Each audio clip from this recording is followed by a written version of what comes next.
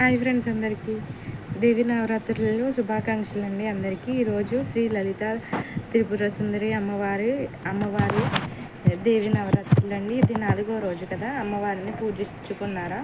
మీ నవరాత్రులు ఎలా జరుగుతున్నాయన్నది నాకు కామెంట్ చేయండి. నేను డైలీ పూజ చేసుకుంటున్నాను.